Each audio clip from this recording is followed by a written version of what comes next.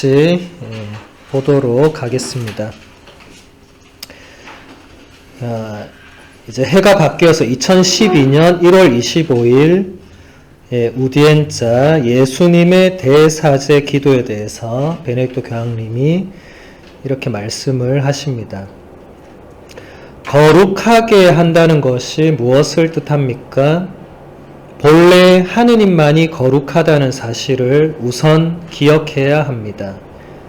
거룩하게 한다는 것은 한 인격이나 물건을 하느님의 소유가 되도록 옮기는 것을 의미합니다. 하느님께 바쳐졌기에 성별된 현실, 성화된 인격은 다른 사람들을 위해서 존재합니다. 다른 사람들에게 바쳐집니다. 하느님께 바쳐드린다는 것은 자기 자신이 아니라 모두를 위해서 존재한다는 것을 의미합니다. 예수님처럼 사명을 위해서 세상에서 분리되고 하느님을 위해서 따로 떼내어진 사람은 바로 이런 이유로 모든 사람에게 자신을 온전히 내어주어야 합니다. 이것은 우리 사제 수도자들 모두에게 해당되는 말씀인데, 우리가 잊지 말아야 될 것은 하느님 한 분만이 거룩하신 분이죠. 이것은 만고불변의 진리이고, 그런데 그런 하느님께서 인간 존재나 어떤 물건이나 어떤 장소나 뭐를 거룩하게 우리가 하는 것은 그 이유가 있다는 거죠. 그 이유가 뭐냐면 여기 교황님이 잘 이렇게 짚어주신 대로 다른 사람들을 위해서 존재하고 바쳐지기 위한 거다. 그래서 모든 사람에게, 그 봉헌된 우리들은 모든 사람에게 자신을 온전히 다 내어주어야 한다. 그러니까 수녀님들이 우리말로는 그냥 수도자 이렇게 번역이 됐는데, 이 원래 지금 수도 생활, 이걸 우리가 지금 원어로는 이게 우리 2월 2일을 무슨 날이라고 하죠 지금? 2월 2일 축성의 날이지. 이제 축성 생활의 날로 바뀌었죠. 바뀐 게 아니라 이게 원래 맞는 겁니다. 이게 콘세크라타를 번역한 거거든요. 콘 하면 아까 뭐라고 했죠? 꿈이 콘이거든요. 세크라타 이거는 사크라타, 사크라타 거룩하게 되어 있는 겁니다. 그러니까 수녀님들이 수도자 하면 꼭 이게 그냥 뭐 저 어디 조계사의 스님들처럼 그냥 자기가 혼자 도 닦는 이런 느낌이 너무 강하잖아요. 말 그대로 닦을 숫자 길도자니까. 사실 수도자란 말이 썩 좋은 번역은 아닌데 뭐 지금 뭐 쓸 말이 없어요. 그렇다고 막 수녀님들한테 축성생활자, 축성생활녀 뭐 좀 이상하잖아요, 그죠? 그러니까 지금 참 뭔가 새롭게 신조어를 만들어내는 게 어려워요, 번역을. 그래서 번역이 어려운 거고, 어쨌든 수녀님들은 본질이 여기서 보면 이 성별해서 따로 떼어낸 존재들인 건 똑같습니다. 이 단어 자체가 지금 그걸 말해주고 있거든요. 그렇게 되어서 이제 그 거룩함을 지니고 살아가는 그 사명, 우린 결국 다른 사람을 위해서 그렇게 사는 거죠. 우리 중에 그 누구도 자신을 위해서 이 길을 걸어가면 안 됩니다. 만약 그런 분들이 있다면 대단히 불행한 분들입니다. 이 사제나 수도자의 길을 자신을 위해서 걸어간다면 그 대단히 불행한 거예요. 우리는 죽을 때까지 다른 사람을 위해서 살아야 되는데 왜 그래야 되느냐가 바로 이 단어 자체가 왜 그래야 되는지 답을 준다는 거죠. 그러니까 이 축성된 존재, 수녀님들이 이때까지 이 사제가 아니라는 이유로 이 축성이라는 단어가 수녀님들한테 별로 안 사용돼서 예전에 계속 봉헌 생활이었어요. 봉헌 생활. 근데 그는 정확한 번역도 아니고 수년이 수도란 말 자체가 이미 너무 한계를 지니고 있어요. 그 수도자 하면 봉헌밖에 될 수 없는 거예요. 물론 봉헌 중요합니다. 근데 그럼 뭐 사제는 봉헌 안 하나? 사제는 그럼 봉헌된 사람 아니에요? 같은 거잖아요. 같은 건데 그 직무 사제직은 물론 좀 다른 차원이고 어쨌든 수녀님들도 존재 자체로 이 성별된 그게 있는 겁니다. 이게 너무 뒤늦게 이렇게 된 건 참 안타까운 일이죠. 근데 어쨌든 그 안타까움과 별개로 수녀님들이 자아의식에서 그냥 내가 하나님께 봉헌하고 바치고 이거는 전적으로 수녀님들 그러니까 인간적인 관점이고 주관이 나한테 있는 거고 하느님 입장에서 보면 전적으로 다 축성에서 따로 떼어놓은 존재들이죠. 다 어디 사용하려고 따로 떼어놓은 거죠. 네. 그러니까 이것을 수녀님들이 잊으시면 안 됩니다. 수녀님들은 이게 앞에 붙는 게 이제 비타 콘세크라테 이렇게 되거든요. 네. 그러니까 수녀님들은 삶이 이제 거룩함과 함께 가야 되는 분들이지 맨날 혼자 돛 닦는 사람들이 아니에요. 네. 사람들은 그래 알겠죠. 그냥 수도자 하면 돛 닦고 뭐 그게 아니에요. 이 본질적인 건 전혀 그렇지 않습니다. 네. 그래서 이 본인의 자의식 그리고 정체성을 제대로 이 깨닫는 것도 굉장히 중요한 일이죠. 그렇죠? 그래서 제가 이 부분을 이제 인용을 했고 그 다음 2월 1일 우디엔자에서 교황님은 겟세마니에서 드린 예수님의 기도를 설명합니다. 우리가 불과 며칠 전에 겟세마니에 있었기 때문에 굉장히 가깝죠. 비록 지금은 부활이지만 겟세마니 없는 부활은 있을 수 없죠. 예. 그래서 제가 가지고 왔는데 한번 보면 교황님이 이렇게 말씀하십니다. 고백자 성 막시모는 남자와 여자가 창조된 순간부터 인간적인 의지는 신적인 의지를 향하도록 되어 있다고 말합니다. 인간적인 의지가 자유롭게 되고 완전히 실현되는 것은 바로 하느님께 예라고 할 때입니다. 유감스럽게도 죄로 인해서 하느님께 대한 이 예가 불순종으로 변했습니다. 아담과 하와는 하느님께 대한 아니오가 자유의 정점이고 완전한 자기 실현일 것이라고 생각했습니다. 이 굉장히 중요한 부분을 우리에게 짚어주죠. 우리도 이렇게 생각할 때가 간혹 있을 것이고 세상 사람들은 다 이렇게 생각하고 예.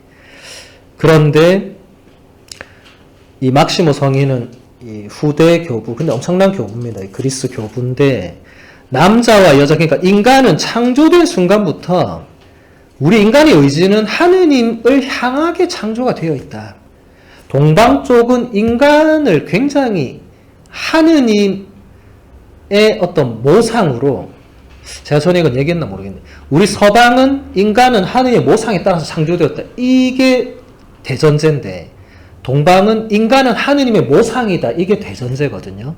완전 다른 겁니다. 예. 동방 쪽의 이 신학이나 이 신심의 이런 게 우리하고 이렇게 점점 달라진 건 대전제 자체가 우리는 그러니까 하느님과 비슷하고 뭐 이렇게 가는데 거기는 우리가 하느님 모상이라고 인간이. 그러니까 여기도 보세요. 인간의 의지는 하느님 의지를 향하도록 창조가 되었다. 이 엄청난 해석이죠. 예. 그러니까 우리가 이것을 자꾸 꺾는 게 우리의 이제 죄와 불순종이 되는 건데, 근데 아담과 하와는 하느님께 대한 아니오가 인간 자유의 정점이고 인간의 완전한 자기 실현이라고 생각했다고. 지금도 이렇게 생각하는 사람 얼마나 많겠어요. 예.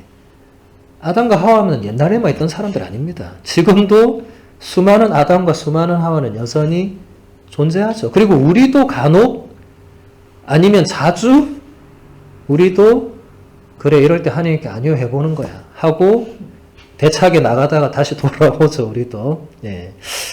그러니까 그 다음 보면 인간적인 의지를 하느님의 의지 안에 내어줌으로써 참된 인간이 태어나고 우리는 구원됩니다. 굉장히 멋진 표현입니다. 이런 게 베네딕토 교황님의 위대함입니다. 이게. 예.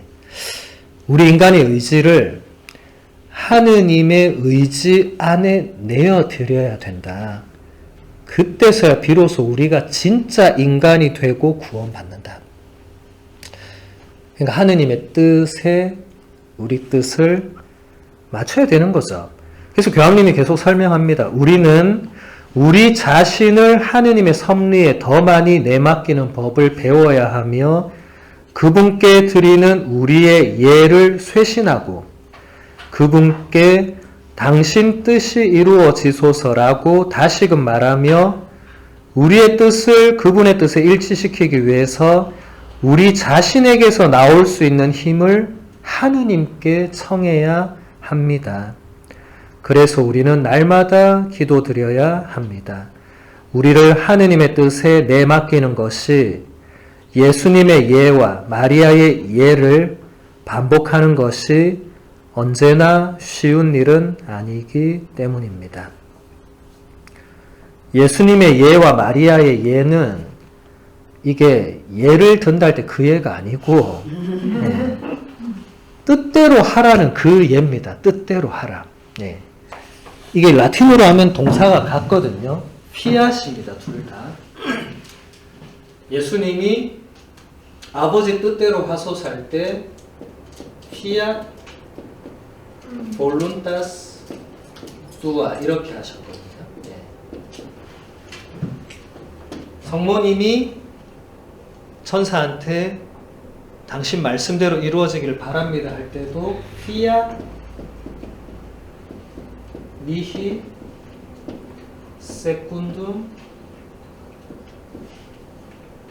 verbum tuum 이렇게 했거든요. 이 지금 뒤에 붙는 말들은 같은 거죠. 예. 지금 뭐 문장은 달라도 같은 말입니다. 그리고 쓰여진 동사는 완전히 같은 말이죠. 예. 그러니까 전에도 제가 설명했죠. 이 동사 자체가 이제 접속법인데 그러니까 하느님의 이 뒤에 게 이루어지기를 내가 바란다. 이게 지금 예라고 이진수님이 번역을 한 거고 우리말로는 예 알겠습니다. 뭐 예 여기 있습니다. 이런 식으로 가는 거니까 예. 그러니까 피앗 하면 이제 가장 이제 정확하게 되는 거죠. 예. 우리가 하느님께 전적으로 피앗 할 수 있느냐 아니면 주님 생각 좀 해보겠습니다 하든지 주님 저는 안 되겠습니다 이제 이렇게 하는 그 차이가 있는 거죠. 근데 왜 우리가 피앗을 해야 되냐면 한 처음에 하느님께서 하늘과 땅을 창조하시고 그다음 가장 먼저 빛이 생겨라 이렇게 하시잖아요. 그죠? 네. 그때 사용된 단어가 하느님 말씀이 첫 번째 말씀이죠. 이게 피앗 룩스 이렇게 되거든요. 예. 이게 하느님 말씀입니다. 빛이 생겨라. 예. 이렇게 되는 거죠. 예. 그러니까 이 하느님도 네, 물론 하느님의 피앗은 지금 근데 어쨌든 지금 같은 피앗이잖아요. 그죠? 예. 왜냐하면 이게 접속법은 그 안에 의미가 여러 개가 있기 때문에 이 다 되는 거예요. 근데 우리말 번역은 지금 다 다르지만 지금 원어로 보면 라틴어로만 봐도 지금 다 똑같습니다. 이건 그리스어도 마찬가지고 그러니까 우리가 왜 하느님의 뜻에 되는지 지금 교황님 정확하게 설명했잖아요. 예수님의 피앗과 성모님의 피앗에 예, 우리가 어떻게 해야 된다 했죠? 이게 쉬운 일이 아니다. 예. 예수님의 피약과 성모의 피약은 하느님의 피약과 이게 일치하는 거죠. 예. 근데 우리도 이렇게 해야 되는데 교황님도 인간적으로 이게 쉽지 않다는 걸 잘 알고 계십니다. 네. 그래서 우리가 날마다 기도해야 되고 이렇게 될 수 있도록 노력을 해야 된다. 네. 라고 이제 하시는 거죠. 특히 그 겟세마니에서 예수님이 하신 피앗이 하느님 창조의 피앗과 성모님이 예수님 잉태를 받아들인 피앗, 이 같은 선상에 있다는 거죠.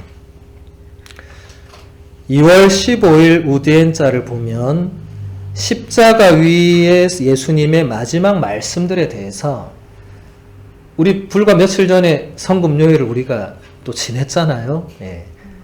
그러니까 지금 부활이지만 다시 충분히 볼 가치가 있습니다. 왜냐하면 성금요일 없이는 또 부활이 없잖아요. 예. 아까 우리 첫 시간에 어둠 밤 기억하시죠, 그죠? 같이 연결해서 보시면 좋을 겁니다. 예수님, 선생님의 나라에 들어가실 때 저를 기억해 주십시오.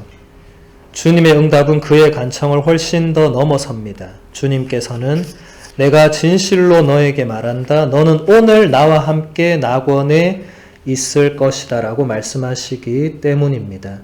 그분께서는 이 대답을 통해서 하느님의 자애가 삶의 마지막 순간에도 우리와 함께하며 잘못 살았던 삶이라 하더라도 진솔한 기도를 바치면 아들의 귀향을 기다리는 선하신 아버지의 품에 들어갈 수 있다는 굳은 희망을 선사하십니다. 우리 지난 강의 때 그 아들 이야기 기억나시죠? 그죠? 예. 이 또 연결되는 겁니다, 이게.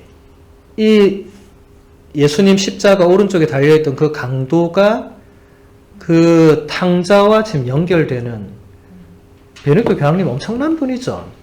근데 사실은 제가 성경의 이야기는 다 따로 노는 게 아니라 다 우리의 이야기, 나의 이야기라고 했잖아요. 그죠? 연결되는 겁니다. 정말 이 강도가 살아있을 때 무슨 나쁜 짓인지 우리는 잘 모르지만 십자가 매달릴 만큼 나쁜 짓을 한 것 같아요. 예, 예수님은 죄 없었지만 그 사람은 자기 죄 때문에 매달린 거잖아. 예. 그럼 적어도 우리가 상상할 수 있는 그 이상의 죄악을 저지른 사람인데 마지막에 진짜 진솔한 기도를 바쳤죠. 그죠? 예. 선생님 나라에 들어갈 때 저를 기억만이라도 해달라고 한 건데 예수님의 응답은 그래 내가 너를 기억하겠다 해도 훌륭한데 그게 아니고 뭐죠? 바로 낙원에 있을 것이다. 우리의 인간적인 걸로 보면 이거 안 되죠. 이거 왜 안 됩니까? 이거 다 갚고 나서 들어가야지. 바로 들어가면 안 되지. 이렇게 나쁜 짓 많이 했는데 이게 안 되잖아요. 근데 하느님께는 가능한 거죠. 하느님께는 불가능이 없다고 했잖아요. 네. 하느님의 자비는 그렇게 하느님 당신의 전능하심을 드러낸다고 발트 카스퍼 주기경님이 당신 책에 그렇게 써놨죠. 뭐 지금 교황님도 마찬가지고 하느님의 자비에 우리가 한계를 지을 수는 없기 때문에 우리 입장에서는 절대 안 되지만 그분 입장에서는 다 되는 겁니다. 네. 근데 물론 진솔한 이게 있느냐 없느냐가 결정적 차이라고 우리가 지난번에 참여할 때 많이 봤고 그 다음에 보면 이제 숨을 거두시는 순간에 예수님께서는 기도 안에서 마지막 결심을 다짐하십니다. 그분께서는 당신을 사람들의 손에 넘겨주시지만 당신 영은 아버지 손에 맡겨드립니다. 요한복음사가가 표현하듯이 이렇게 모든 것이 이루어집니다. 사랑의 탁월한 행위가 한계에 이르렀고 한계를 넘어섰습니다. 수녀님들이 성금요일을 기억하시는 게 다 다를 건데 제가 지난 성금요일에 강론을 하면서 그날의 핵심은 이 넘겨주다라는 그 단어에 달려있다고 했거든요. 네. 이게 그리스어로 파라디돔이라는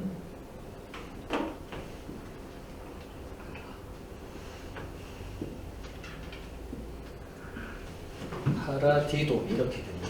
예. 디도미가 예, 주는 건데 이제 파라 하면 파라 뭐 전치사 뜻이 너무 많은데 이제 합성어가 되면서 이게 넘겨주다 이렇게 되는 거거든요. 성금요일의 그 요한복음에서 이 단어가 가장 많이 쓰입니다. 그러니까 성금요일의 핵심은 저 단어에 있는 겁니다. 그러니까 유다가 예수님을 사제들에게 넘겨주고 사제들이 예수님을 빌라도에게 넘겨주고 빌라도가 다시 헤로데에게 넘겨주고 예수님 무슨 배구공 탁구공처럼 막 이래 되는 거예요. 예. 넘겨주고 하다가 마지막에 어떻게 되냐면 예수님이 당신 자신을 직접 하느님께 넘겨드리는데 이때 단어가 바뀝니다. 이게 중요한 거예요. 성금요일은 예수님이 그냥 이렇게 수동적으로 넘겨주고 막 이렇게 했지만 마지막에 여기서 보면 그렇잖아요. 여기 교황님이 숨을 거두시는 순간에 예수님께서는 기도 안에서 마지막 결심을 다짐하십니다. 잘 들어보세요. 예수님께서는 당신은 사람들의 손에 넘겨주시지만 당신 영은 아버지 손에 맡겨드립니다. 이 엄청난 거거든요. 우리말로는 지금 별 차이가 없어 보여요. 근데 엄청 다른 겁니다. 그래서 이게 제가 이 원문을 직접 써왔어요. 이 두 개가 완전히 물론 단어 하나 차이지만 이게 완전히 다릅니다. 이게 이렇게 결정적 순간에 잘 안 지워지네. 평소에는 잘 지워졌을 건데. 먼저 루카복음 9장 44절에 보면 예수님이 이렇게 얘기해요. 사람의 아들은 사람들의 손에 넘겨질 것이다. 다 쓰긴 그렇고 이때 쓰인 단어가 이 넘겨지다 이것만 보면 트라다뚜르. 그러니까 이게 라틴어 트라디레가 아까 파라디도미를 그대로 번역한 겁니다. 왜냐하면 이 디레 하면 이게 다레가 주는 거예요. 트라 하면 이게 그리스어 파라하고 같은 겁니다. 넘겨주는 거예요. 그걸 우리는 지금 넘겨주다 이렇게 안 하고 뭐 배반 이런 단어로 바로 번역하는 경우가 많습니다. 그러니까 유다는 예수님을 배반한 것도 있지만 유다가 원초적으로 한 행위는 예수님을 트라디레 한 거예요. 그날 성금요일에 계속 나온 건 예수님이 근데 트라다뚜르 이렇게 되는 거는 이거는 수동태입니다. 우리말에는 수동태, 능동태가 없죠, 그죠? 그러니까 예수님은 이미 당신이 트라디레 될 거라고 알고 계셨죠. 그걸 예고했죠. 그렇게 될 거라고. 수동태를 이미 사용한 겁니다. 내가 능동적으로 내가 그래 여기 갔다가 축구공처럼 여기 갔다가 내가 하는 게 아니고 사람들의 손에 여기서 중요한 게 또 사람들의 손에 이 단어 넣어야 돼요. 인 마누스 호미누 어디로 넘겨지냐? 사람들의 손에. 실제로 그렇게 되죠. 처음에는 유다의 손으로 시작이 되죠. 그리고 빌라도, 대사제, 헤로데, 뭐 다시 빌라도, 이제는 병사들 이렇게 가죠. 끊임없이 사람들의 손에 넘겨지죠. 그런데 교황님이 예수님이 숨을 거두시는 순간에 마지막 결심을 했다고. 당신은 그래 사람들의 손에 넘겨주시지만 당신 영은 아버지 손에 맡겨드리기로 다짐한다. 완전 이 극단적인 대비를 이루죠. 이거는 원문을 다 쓰면 아버지, 빠들, 제 영을 아버지 손에 맡깁니다. 이게 루카복음서 23장 46절 이렇게 되어 있고 원문에는 빠들 인 마누스 tuas commendo spiritu meum 이렇게 되어 있거든요.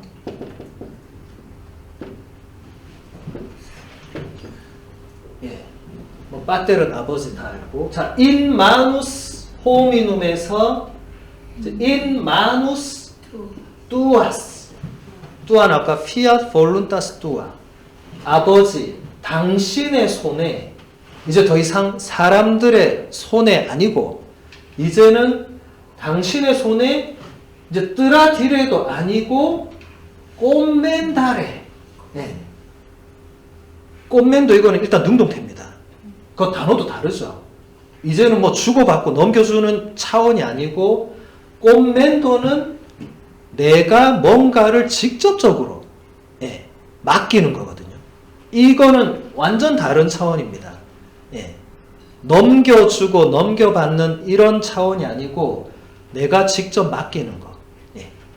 그래서 이게 좀 더 의역하면 이제 신뢰하는 거, 의탁하는 거, 내맡기는 뭐 여러 가지 단어 의미가 많은데 어쨌든 예수님이 당신을 저렇게 수동태로 그냥 내어줍니다. 이사야서의 예언이 이루어져야 되죠. 고난받는 주님의 종의 그 노래대로 도살자에 끌려가는 그 양처럼 아무 말 안 하고 그냥 털 깎이고 뭐 해도 아무 말 안 하죠. 수동에서 마지막에 능동태로 당신이 하신 것이 스피리투 메움을 이제 제 영혼을 당신의 손에 내가 맡긴다. 이 대비를 교황님이 여기서 이 기도의 가장 결정적인 핵심으로 짚어낸 거죠. 예수님도 당신 자신은 당신의 이 구원, 하느님의 구원 계획에 의해서 당신은 그렇게 넘겨주시고 하지만 당신 자신과의 아버지와의 관계에서는 그럴 수 없는 거거든요. 그렇지 않습니까? 결국 관계잖아요. 지금 제가 계속 오늘 관계를 말하죠. 기도는 관계 없이 아무것도 안 된다고 했죠. 그죠? 마지막 기도도 관계 안에서만 이루어진 이 최고의 기도죠, 이게. 이 이상 무슨 기도를 하겠어요, 관계 안에서. 우리가 죽을 때 이 기도를 정말 소리내어서 마지막으로 바칠 수 있다면 그보다 더 복된 죽음, 그게 더 어디 있겠어요, 그죠? 네. 이렇게 넘어가는 그 과정을 성금요일이 아니면 저걸 우리가 어디서 보겠어요? 저렇게 볼 수가 없는 거죠. 우리도 그리고 성금요일이 우리도 있는 거죠. 그래서 이걸 교황님이 또 이렇게 설명을 해 주십니다. 죽음의 직면에서 당신 자신을 온전히 하느님의 손에 맡기신 예수님께서는 우리에게 확신을 주십니다. 시련이 괴롭고 문제들이 어려우며 고통이 극심할지라도 하느님의 손을 결코 떠나서는 안 된다는 확신. 저 인마누스토아스의 의미를 풀어주시는 겁니다. 하느님의 손은 우리를 창조하시고 우리를 보호하시며 우리 삶의 길에서 함께 해주시는 손입니다. 그 손길은 무한하고 충실한 사랑으로 우리를 이끌어 주십니다. 엄청 감동적이죠. 네. 그러니까 예수님이 그런 하느님의 손을 알고 믿고 있었기 때문에 마지막에는 하느님의 손에 당신의 영혼을 맡겨드린 거죠. 그러니까 우리도 그렇게 할 수 있다는 거죠. 그런 확신을 심어주셨다는 거죠. 그렇죠? 그 다음에 교황님은 3월 7일 우디엔자에서 계속 십자가에 성금요일에 계속 머무르십니다. 예수님의 침묵을 교황님이 얘기하시거든요. 그리스도의 십자가는 아버지께 드린 마지막 말씀이 침묵임을 보여줄 뿐만 아니라 하느님께서 침묵을 통해서도 말씀하신다는 사실을 우리에게 보여줍니다. 하느님의 말씀을 듣기 위해서는 안팎으로 침묵이 필요합니다. 이것은 우리 시대 사람들에게 특별히 어려운 점입니다. 지금 우리 시대는 내적으로 잠심하는 것을 장려하지 않습니다. 때로는 사람들이 하루를 꽉 채우고 있는 말과 이미지의 홍수 속에서 잠시 단절되는 것조차도 두려워한다는 인상을 받습니다. 아우구스티노 성인의 다음 말씀은 여전히 유효합니다. 말씀이 커지실 때 말들은 줄어듭니다. 예수님의 침묵이 우리에게 보여주고 가르쳐 주는 게 침묵을 통해서도 하느님은 말씀하신다. 이 사실 우리 알고 있던 거예요. 예. 예수님의 침묵이 그냥 끝이 아니고 그걸 통해서도 하느님 뭔가 우리에게 계시하시고 말씀하시고 보여주는 게 있습니다. 예. 그거를 패션 오브 크라이스트에서 멜 깁슨이 아주 그를 잘 이렇게 그 영상화 시켰죠, 그죠? 예. 그 마지막에 눈물이 떨어지잖아요, 이렇게 딱 이렇게. 근데 뭐 그거 하나로 모든 걸 설명할 수는 없지만 어쨌든 하느님의 침묵은 그냥 침묵으로 끝나는 게 아니다 라는 거죠. 예수님의 침묵도 마찬가지죠. 하느님은 침묵으로도 뭔가 하실 수 있는 분이죠.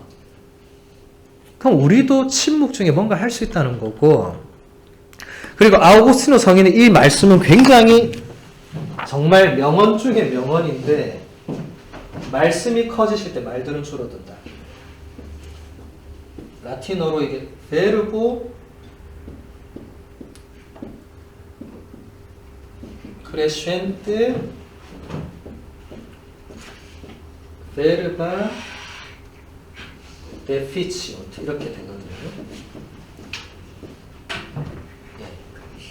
베르보 할 때 이 앞에 V를 대문자로 쓴 것은 이것은 이제 그냥 우리말이 아니고 하느님의 말씀. 요한복음서에서 말씀이 사람이 되셨다 할 때 바로 그 말씀이죠. 예. 말씀이 크레쉐량 뭐 자라나고 점점 커지는 거죠. 예. 그러니까 말씀이 커지실 때 이때 베르바는 이 앞에 이것도 송자로 쓰였고 뒤에 이게 아가 이제 베르붐의 이 복수형이거든요. 그러니까 말들이죠. 이거는 하느님, 예수님 말이겠어요? 우리의 말이겠어요? 우리의 말이죠. 우리의 말. 예. 하느님의 말씀께서 우리 안에서 커지시면 인간의 말은 줄어들 수밖에 없다. 예. 작아질 수밖에 없다. 진짜 이거는 명언 중에 명언입니다. 예. 그리고 엄청난 수사학적 기법도 들어가 있고 이 교부들이 이런 데서 위대함이 드러나는 거거든요. 아우구스티노 성인이 이런 문장을 보면 왜 그분이 가장 위대한 교부인지를 알 수가 있죠. 여전히 우리에게 저것은 유효한 겁니다. 저게 침묵의 첫 번째 원리가 되는 겁니다. 예. 제가 아까부터 계속 말씀드렸죠. 침묵이 그냥 말 안 하고 있는 게 아니라고. 그게 아니고 그 안에 본질적인 거는 내 안에서 하느님의 말씀이 점점 더 커 나갈 때, 그러니까 내 안에 점점 하느님의 말씀이 자리를 많이 잡아 나갈수록 내 안에 쓸데없는 분심, 잡념, 걱정, 인간적인 온갖 욕망, 갈망, 그 다음 수다, 잡다한 것들은 점점점 데피치운트, 이게 점점 뭐 약해지고 작아지고 소멸되는, 예, 그런 의미거든요. 예. 그러니까 우리가 정말 침묵을 제대로 하려면 그냥 가만히 그냥 있는 게 아니고 끊임없이 내 안에서 하느님 말씀이 커지도록, 하느님 말씀이 자라도록, 예, 해야 된다. 그게 우리가 침묵을 제대로 배울 수 있는 가장 중요한 원리가 된다. 이제 교황님이 침묵을 조금 더 설명해 줍니다. 침묵은 우리 안에 하느님께서 거하실 내적 공간을 마련할 수 있습니다. 하느님의 말씀을 우리 안에 머무르게 하고 하느님에 대한 사랑이 우리의 영과 가슴속 깊이 뿌리 내려서 우리 삶을 생기 있게 하기 위해서입니다. 침묵을 배워서 우리 자신을 다른 이들과 하느님 말씀에 열어 경청하는 법을 다시 체득하는 것, 이것이 첫 번째 방향입니다. 지금 교황님이 아주 중요한 방향 설정을 해주시는데, 우리가 왜 침묵해야 되고 우리가 왜 침묵을 배워야 되냐면, 우리 자신을 다른 사람과 하느님 말씀에 열도록 하기 위해서, 그래서 다른 사람의 말과 하느님의 말씀을 경청하는 법을 체득하기 위해서 침묵을 배워야 한다. 그러니까 우리 수녀님들이 다른 수녀님에게 좀 더 마음 열고 귀 기울이고 하느님 말씀에 조금 더 마음 열고 귀 기울이도록 하려면 침묵해야 되고 침묵을 배워야만 된다. 네. 라고 방향 설정을 해주시는 겁니다. 그 다음에 기도와 침묵의 관계에서 또 하나의 중요한 연결점이 있습니다. 하느님의 말씀을 경청하도록 우리를 준비시켜 주는 것은 우리의 침묵만이 아닙니다. 자주 우리는 기도 안에서 하느님의 침묵과 마주하게 됩니다. 우리는 버림받은 것 같은 기분이 들며 하느님께서 듣지도 않고 대답하지도 않으시는 것처럼 보입니다. 하지만 예수님의 경우처럼 하느님의 침묵은 당신의 부재를 뜻하지 않습니다. 그리스도인은 고통과 거부, 그리고 고독의 어둠 속에서도 주님께서 현존하시고 들으신다는 사실을 잘 알고 있습니다. 그러니까 우리가 잊어서는 안 되는 게, 우리의 침묵도 지금 상당히 중요한 요소지만 하느님의 침묵, 우리가 기도 중에 더 자주 만나는 그분의 침묵에 대해서 교황님이 아주 명쾌하게 설명을 해주시고 있죠. 정말 하느님이 그게 침묵하는 것 같고 듣지도 않는 것 같고 내 기도에 아예 응답도 안 하시는 것처럼 보이고 느껴질지라도 그런 거 아니다. 네. 정말 딱 못 박으시죠. 그거 아니다. 그렇게 느껴질지라도 하느님은 그 순간에도 함께 계시고 우리 기도를 듣고 계신다는 거죠. 그 다음 보면 주의 깊고 고요하며 열린 마음이 수많은 말보다 훨씬 더 중요합니다. 하느님께서는 우리 자신보다 더 우리 내면 깊은 곳까지 잘 아시며 우리를 사랑하십니다.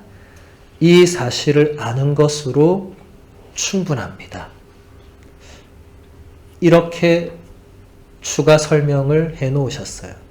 예. 그러니까 하느님의 침묵을 우리가 어떻게 받아들여야 되냐면, 수백 마디 말보다 주의 깊고 고요함에 열린 마음이 훨씬 더 중요하고, 하느님은 우리 자신보다 우리를 더 잘 아시는 분이기 때문에 그걸 아는 것으로 족하다. 하느님의 침묵은 더 이상 설명할 수가 없다. 그 다음에 이제 교황님이 욥을 인용하시고, 그거는 지금 넘어가고, 마지막에 이제 이렇게 마무리를 하십니다. 스스로를 하느님과의 더 깊은 만남으로 여는 전적인 신뢰는 침묵 안에서 성숙됩니다. 프란치스코 하비에르 성인은 주님께 이렇게 기도를 드렸습니다. 제가 당신을 사랑한 것은 당신께서 저에게 천국을 선사하거나 당신께서 저를 지옥으로 보낼 수 있기 때문이 아니라 당신께서 저의 하느님이시기 때문입니다. 당신께서 당신이시기 때문에 저는 당신을 사랑합니다. 진짜 감동적인 기도죠. 네. 우리의 모든 걸 뛰어넘는 기도죠. 하느님의 침묵에 우리가 아무 불평분만 할 수 없는 기도죠. 네. 우리가 하느님을 사랑하는데 무슨 이유가 있어야 되겠습니까? 이유가 사실 사랑에 뭐 이유가 있어요. 사랑하는데. 네. 전적인 신뢰, 우리 아까 첫 시간에 기도의 기본적인 요소의 하나가 신뢰라고 했는데 그것이 바로 침묵 안에서 성장하게 되고 프란치스코 가베르 성인의 아름다운 기도가 정말 우리 모두의 기도가 되어야 되겠죠.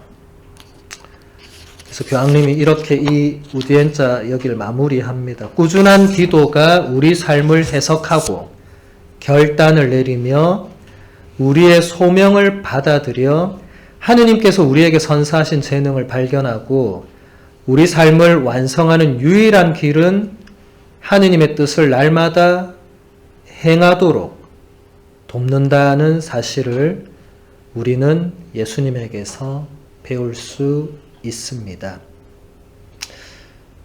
그러니까 결국 우리가 이 길을 걸어가는 데 있어서 그 꾸준한 기도, 우리 요한 크리소스토모 성인도 그때 얘기했던 그 항구함, 그 꾸준함이 결국은 우리의 삶을 이 완성하는 가장 근본적인 토대가 된다. 네. 그리고 꾸준한 기도는 우리 삶을 해석하게 해준다. 우리가 우리 삶을 다시 바라보게 해주는 게 결국 기도이고 어떤 결단을 내리게 해준다. 이것도 뭐 너무 당연한 거예요. 우리가 어떤 결단 내리기 전에 기도를 하고 하나님 뜻이 뭔가를 식별한 후에 결단을 내리잖아요. 그죠? 그리고 우리의 소명을 받아들이게 해준다. 이것도 마찬가지죠. 기도를 해보고 이게 하나님께서 나에게 주신 소명인지 아닌지를 우리가 식별하고 결국 받아들이는 거고, 그죠? 네. 그리고 우리에게 선물해 주신 재능을 발견하게 해준다. 이것도 기도 안에서 하는 거죠. 그냥 내 재능을 그냥 아는 사람은 거의 없습니다. 그냥 내 재능, 일반적 재능을 말하는 게 아니고 여기서는 하느님께서 당신을 위해서, 당신 나라를 위해서 사용하실 우리에게 주신 그 달란트를 우리가 깨닫는 부분은 기도가 필요한 거죠. 예. 내가 인간적으로 이런 게 잘났다. 이 차원이 아닙니다. 그렇게 해서 우리 삶을 완성하는 유일한 길이 꾸준한 기도이다. 그리고 꾸준한 기도는 하느님의 뜻을 날마다 행동하도록 도와준다. 네. 이렇게 이 예수님의 침묵에서 교황님이 이런 여러 가지를 말씀을 해 주십니다. 그래서 우리가 뭐 다 볼 수는 없으니까, 근데 우리 수녀님들이 바오로의 딸이잖아요. 그래서 제가 이 바오로 이걸 엄청 준비를 많이 해왔는데 항상 이게 시간적으로 이게 안 되네. 네.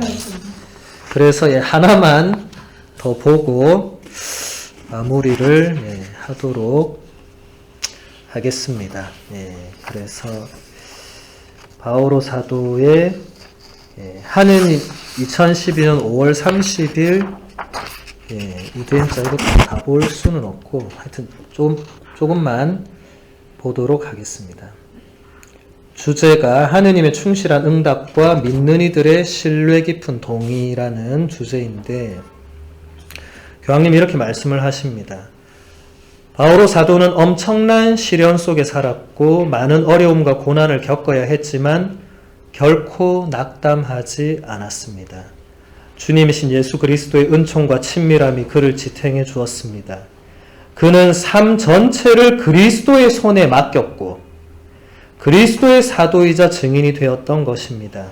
그래서 바오로는 코린토인들에게 보낸 두 번째 편지를 축복 기도와 하느님께 대한 감사의 기도로 시작하는데 이것은 그가 그리스도의 사도로서 모든 위로의 하느님이신 자비로운 아버지의 지지가 약하다고 느낀 적이 단 한순간도 없었기 때문입니다. 결코 낙담하지 않았다. 이거는 우리 지난 강의 때 아주 많이 봤던 주제니까 넘어가고 바오로 사도는 삶 전체를 그리스도의 손에 맡겼다. 지금 교황님이 아까 저 부분을 그대로 가지고 온 거예요. 그리고 이렇게 아름답게 표현한 겁니다. 바오로 사도는 in manus Christi. 예.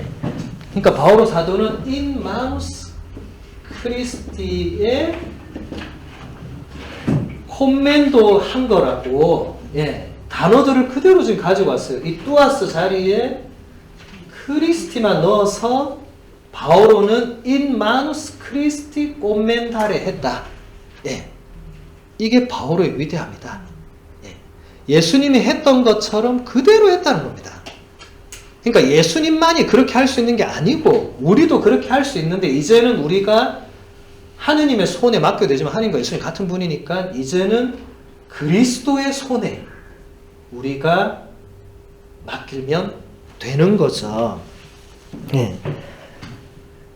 그래서 바오로 사도는 그렇게 해서 그리스도의 사도이자 증인이 되었습니다. 이 서간에서 밝히고 있듯이 바오로 사도의 고통은 어마어마했으나 빠져나갈 길이 전혀 없어 보이는 상황에 처할 때마다 그는 하느님의 위로와 격려를 받았습니다. 그리스도를 선포하기 위해서 바오로는 박해도 겪고 감옥에 갇히기까지 했지만 그리스도의 현존에 고무되어서 복음의 희망의 말씀을 전하려는 열의가 뜨거웠고 내적으로는 언제나 자유로웠습니다. 우리도 이렇게 될 수 있다는 겁니다. 우리도 고통이 어마어마하고 빠져나갈 길이 없어 보이는 상황에 처하더라도 하느님의 위로와 격려를 받고 또 이 사도직을 수행할 때 박해를 겪고 여러 가지 진짜 어려움을 많이 겪겠지만 그래도 말씀을 전하려는 열의가 뜨거울 수 있고 내적으로는 언제나 자유로울 수 있죠. 저도 힘들 때 늘 떠올리는 바오로 사도의 말씀이 있습니다. 예. 기회가 좋을 때나 기회가 나쁠 때나 꾸준히 말씀을 선포하십시오. 이 구절이 제가 정확하게 몇 장 몇 절인지는 제가 찾아보진 않지만 항상 진짜 오늘 뭐 안 되네 이럴 때 그게 꼭 떠올라요.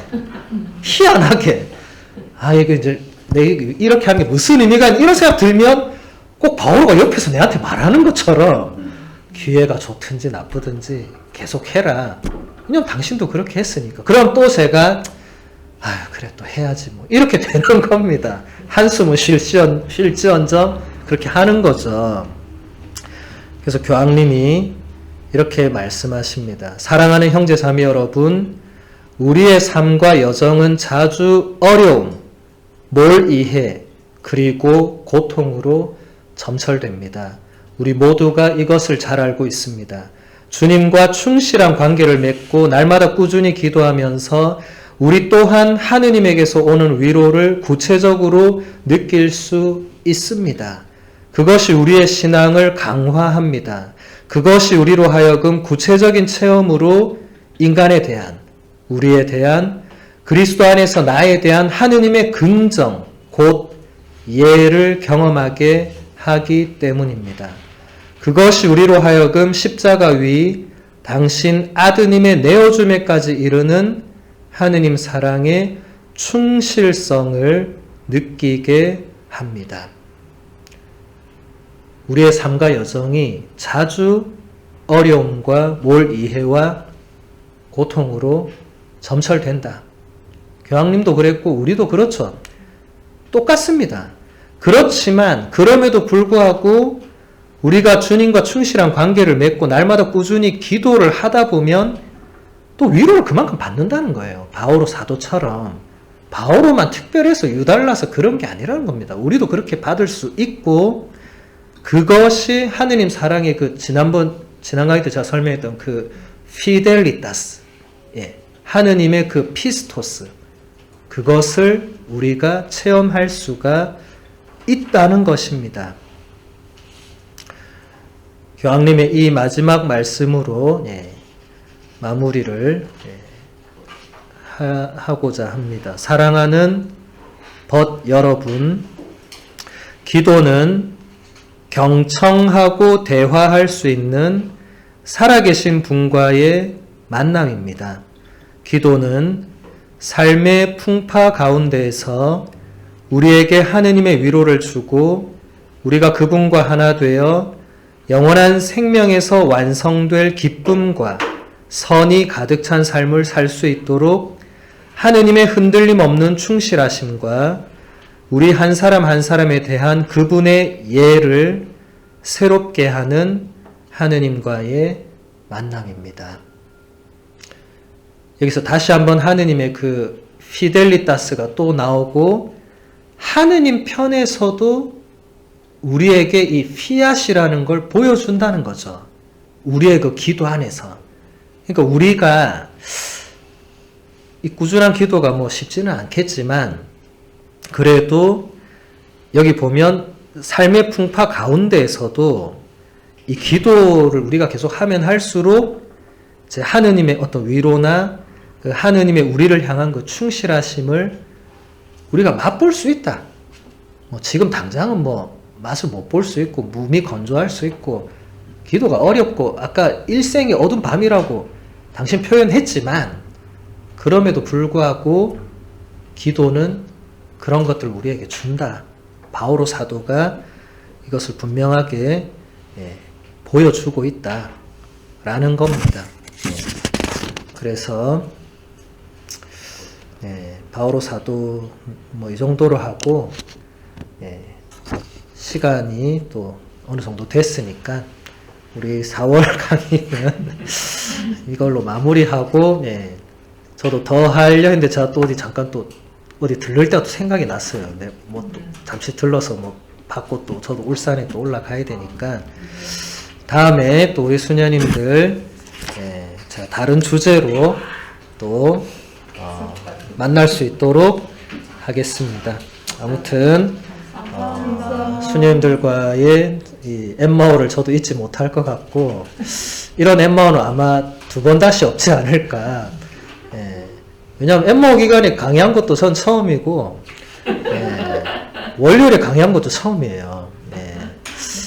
그러니까 이게 뭔가 특별한 그러니까 뭔가 하나님 뜻이 또 있겠죠, 그죠? 엠마오를 우리가 이렇게도 보낼 수 있다. 좀 좋은 것 같아요. 엠마오라고 내 산으로 놀러 다니는 것도 뭐 필요하겠지만 다시 우리가 뭔가 그분의 부활에 대해서 또 이렇게 기도를 통해서 뭔가 생각해 볼 수 있는 시간이 되는 건 좋은 것 같아요. 그러니까 수녀님들도 좋겠지만 저도 어쨌든 준비를 하면서 저도 많이 배우게 됩니다. 그냥 강의 안 하면 제가 뭐 준비 안 할 거 아니에요. 평소에 공부를 하겠지만 강의를 해야 준비를 훨씬 많이 할 거 아니에요. 아, 이런 요소가 있구나. 아, 적어도 이 부분은 꼭 알려드려야 되겠구나. 이런 게 그럼 저한테도 내가 이걸 또 나도 잊어버리고 있었구나 하는 이 좋은 상호작용이 되는 겁니다. 그러니까 수녀님들이 저한테만 일방적으로 받는다고 생각하시면 안 되고 저도 이 시간을 통해서 저도 뭐 많이 느껴요. 또 이렇게 얘기하다 보면 또 뭔가 느끼고 또 우리가 어쨌든 같은 길을 걸어가는 사람들로서 뭔가 더 그분 안에서 이렇게 하나 되어 있는 느낌. 또 우리나라는 특히 좀 수녀님들이 이 뭔가 중요한 자리에서 좀 이렇게 밀려나 있는 느낌을 제가 좀 많이 받아요. 유럽은 수도원이 워낙 이 전통이 있고 이 수녀님들의 어떤 영적인 힘에 대한 사람들의 이 감각이 있기 때문에 그런 게 우리나라하고 좀 달라요. 우리나라는 이렇게 뭐 본당을 가도 그렇고 다른 데를 가도 수녀님들이 좀 우리나라 구조 자체도 좀 그런 게 있는 것 같고 약간 좀 이렇게 물러나짐을 당하는 그런 좀 느낌을 제가 좀 받습니다. 그래서 이게 교회라는 게 사제들만의 무슨 집단도 아니고 뭐 본당만이 교회의 모든 것도 아니고 물론 뭐 수도원만이 교회의 전부도 아니죠. 교회는 모든 것입니다. 교황님이 아까 교회를 뭐라고 설명을 하셨냐면 교회는 예수 그리스도의 사명이 계속 이어지는 곳입니다. 이렇게 얘기를 했거든요. 제가 아까 이걸 얘기를 안 하고 넘어갔네 보니까 이게 갑자기 튀어나왔네요. 예수 그리스도의 사명. 예수님의 사명이 저거잖아요. 아버지, 당신의 손에 제 영혼을 맡기는 것. 우리도 우리뿐만 아니라 교회 안의 모든 사람, 사실 세상의 모든 사람들이 하느님 손에 그 자신을 맡길 수 있도록 도와주고 이끌어주고 또 우리도 그렇게 살아가는 게 우리의 사명이겠죠. 우리의 사명. 네. 그래서 수녀님들과 저는 굉장히 중요한 사명을 띠고 살아가는, 지니고 살아가는 아주 하나님 볼 때는 아주 귀한 일꾼들입니다. 아주 귀한. 네. 우리가 이것을 잊어버리면 안 되고, 그래서 제가 마지막 우리 십자가의 길 할 때, 수님들이 들으셨는지 모르겠지만, 제가 항상 십자가의 길 12처에는 항상 성가를 불러요. 그래서 마지막 십자가의 길에 내 발을 씻기신 예수를 제가 불렀습니다. 왜냐하면 그 중간에 가사 중에 주여 나를 보내주소서 당신이 아파하는 곳으로, 주여 나를 보내주소서 당신 손길이 필요한 곳에. 예. 그것 때문에 제가 그걸 마지막에 불렀어요. 일부러. 예. 제가 성가를 의도적으로 배치합니다. 맨 처음에 부른 성가는 다른 거였어요. 근데 마지막 십자가의 길에는 일부러 그 성가를 제가 불렀습니다.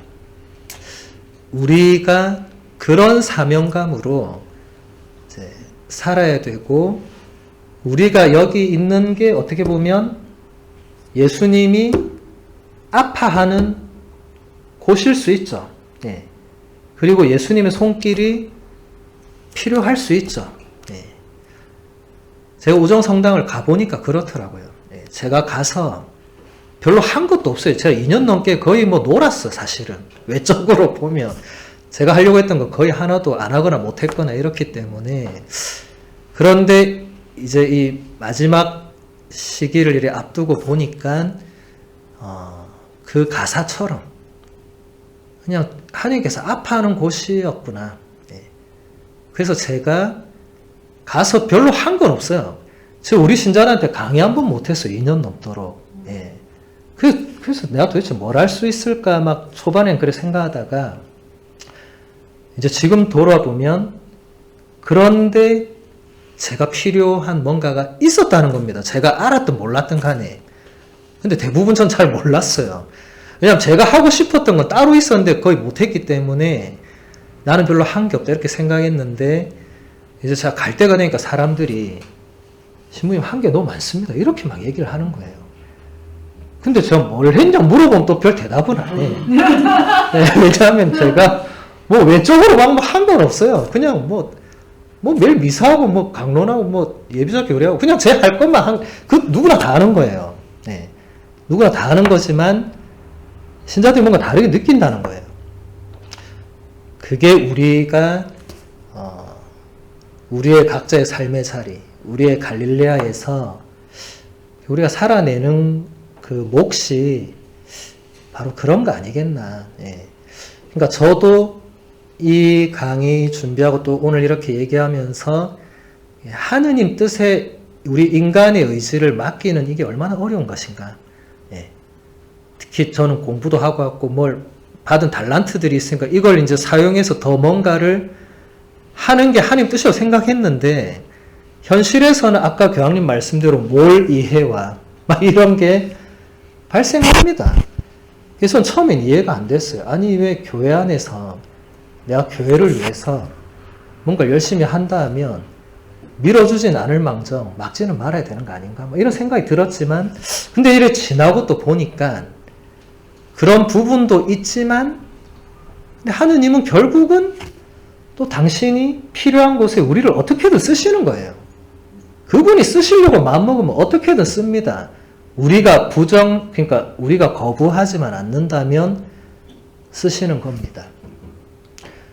그래서 어느 신부님께서 저한테 제가 좀 힘겨운 시기를 보내고 있을 때 그런 얘기를 하시더라고요. 이 장신부가 이런 받은 능력이나 이런 게 상당히 많은데 하느님께서 그걸 쓰시고 이 문제를 떠나서 그 공동체에 필요한 게 뭔가를 생각할 때 95% 이상의 재능이 단 하나도 안 쓰일 수도 있다고. 그런데 0.5%의 뭔가를 장신부만 가지고 있는 뭔가가 있을 수 있다. 그리고 그게 가장 필요하다면 그게 쓰이는 게 하느님 가장 바라시는 뜻일 수 있다. 그러니까 제 입장에서는 95%를 써야 좋은 거고 하느님 나라가 잘 되는 거고 신자들이 일어나는 거고 이렇게 생각하지만 하느님 입장에서는 가장 아파하는 곳에 뭔가 필요한 사람이 가서 그냥 같이 있어주고 이런 게 훨씬 더 필요할 수 있죠. 네. 제가 우정에서 그런 걸 많이 배우는 것 같아요. 그리고 지금 당장 제가 뭘 안 하더라도 그게 사실 그렇게 따지고 보면 그렇게 중요한 것도 아니고 언젠간 또 이렇게 하게 되고 사용될 건데 그러니까 우리 수녀님들도 지금의 삶의 자리가 수녀님들 영원히 부산 바오로 딸에 사실 분들도 아니고 갈릴리아는 계속 바뀌잖아요. 그죠? 네. 계속 바뀌더라도 그 성가의 가사처럼 정말 하느님께서 아파하시고 당신 손길이 필요한 곳에 내가 손과 발이 되고 싶다는 마음으로 네. 그게 저 인 마누스 두아스 하는 거 아니에요. 그죠? 네. 그런 게 우리에게 정말 지금 또 이 시대에 가장 필요한 게 아닌가. 특히 사제와 수도자들이 그런 모습들을 우리가 보여줄 때 또 다른 많은 신자들이 우리를 통해서 그렇게 인 마누스 크리스티 할 수 있겠죠. 그런 우리들이 또 되기를 바라면서 다음에 또 언제 기회가 될지는 알 길이 없지만 뭐 또 기회가 또 생각보다 빨리 올 수도 있을 거고 또 아까 말씀드린 대로 그 울산 강의들은 제가 사무엘 여생한테 이렇게 보내드리면 되고 또 다른 강의들도 제가 기회된 계속 수녀님들한테 보내드리고 있으니까 강의에 목마를 일은 별로 없을 겁니다. 네. 그래서 또 필요하면 제가 직접 오면 되니까 다음에 또 만나 뵙도록 하겠습니다. 영광송으로 마치겠습니다. 영광이 성부와 성자와 성령께 성과와 주의자와